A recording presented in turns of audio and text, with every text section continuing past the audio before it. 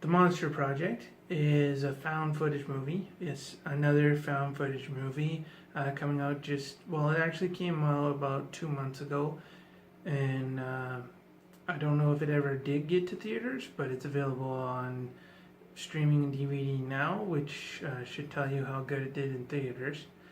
And it's, like I said, it's a found footage movie. There's a couple actors in it that might be familiar. They've been in some TV shows, things like that, but they're not names. And same with the director. And it's really a movie that's done very cheaply because it is a found footage movie, but even as a found footage movie, it's done really cheaply. The premise of the show is that these two characters, Devin and Jamal, they're friends, and they're running a YouTube channel that does kind of like pranks not pranks, but fake videos, basically fake monster videos. They're supposed to scare you, get you excited. They get lots of views according to what they show on the screen. Although I don't think the videos they actually show would get as many views as they did. But then Devin's idea is to create a show about real monsters and to put out like a casting call only looking for real monsters with real kind of similar to what Hollywood monsters would be, but more realistic, I guess. He never really explains that. And along the way, they ask a girl named Muriel to work with them. Muriel is Devin's ex and Jamal's sister. So there's some drama there. And then there's another guy named Brian who is a friend of Jamal's also and has a crush on Muriel. But Devin actually kind of did something bad.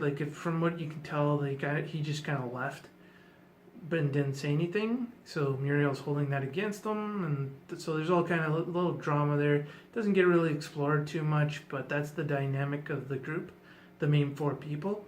And out of those four people, Devin, Brian, and Muriel, they're okay. Their acting is alright. But Jamal, his acting is really not good. In the beginning, when it's actually acting and emoting and having lines, he feels very stiff when he's delivering his lines, and very uncomfortable in what he's doing. Later on, when it's all just a bunch of yelling and screaming, he's fine. Most people would be. But yeah, when he has to yell at somebody, or when he has to be friends with somebody, it's just everything he says sounds fake. So that part isn't very good. So for some reason, they rent out this crazy old house to shoot their documentary, which is what they're calling it, is a documentary about these real monsters. They have three that they found. One's a vampire, one's a cop who becomes a werewolf. He's Native American, so they call him a skinwalker. And there's one girl who's possessed by a demon. And the makeup effects on these are terrible. The vampire, they don't really show anything. Even some special effects with her jumping from high places, which I guess is supposed to imply that she could fly or get up there really easily somehow. It just looks really fake. The werewolf, it looks like something you would pick up at Spirit Halloween. The costume that they use, and it might be, but they never show a transformation or a half done thing. It's just they show him as a man and then he's a werewolf. Because with the found footage format, you have the people who are filming looking away during the transformation. So, and then the actual possessed girl, there is a demon. You do see it quite a bit, and it looks just like any other demon you would see in a movie 20 years old. It looks like if you watch on YouTube those kitten videos, where it's the kitten and it looks all cute, and then suddenly, blah, it turns into a demon. It looks like that. So it's not something that looks very professionally done at all. And the logic behind what they're doing, it doesn't really fly. Like you can get the idea of why they still have cameras. There's one guy who has a GoPro, and the director, who's Muriel, gives it to him to film like behind the scenes footage. Just to have on him, not to actual film, but just to have on him throughout the day so that they could cut any kind of extra stuff if they need it, or some bloopers or whatever for a documentary. Like, she's trying to make whatever, film as much as possible so that she can use it for later. And then, but there's other ones who are carrying cameras around and they use those all the time. And then there's also cameras throughout this really old rundown house that the guy set up, and they never ask him why or anything like that. They just notice these cameras, but nobody ever asks why they're there, if they're on, anything like that. But throughout the movie you do see some footage from them. And then there's a guy that carries around a camera, shows everything.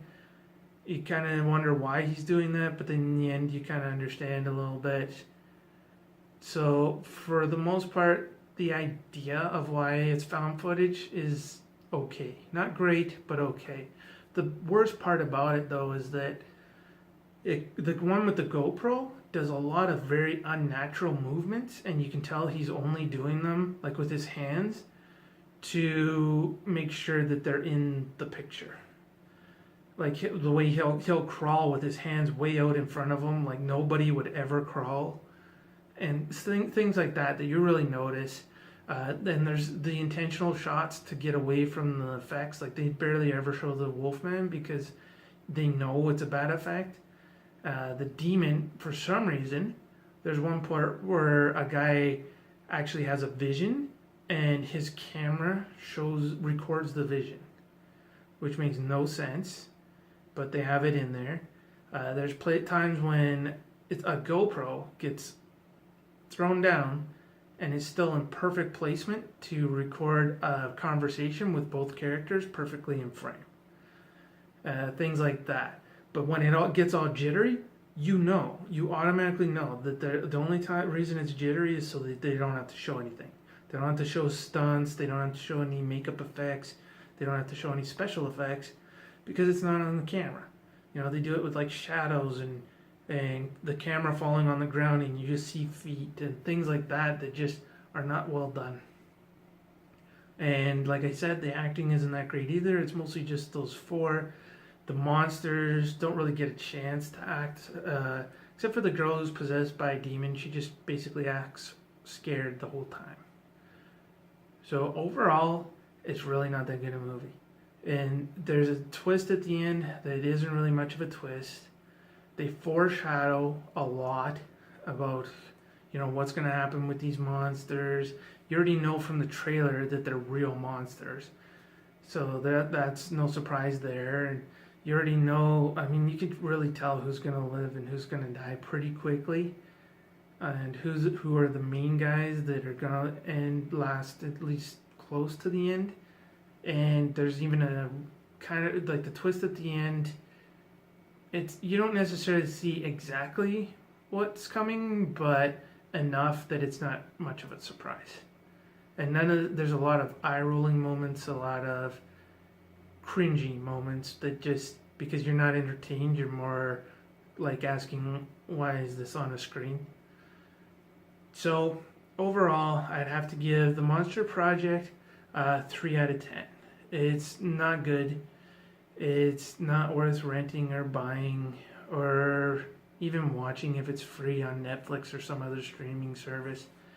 The only reason it didn't get lower is because they actually took the time to come up with a decent idea for why everything's being filmed, which a lot of these found footage movies kind of don't. So the fact that they did that, I think, really adds a little bit to the movie.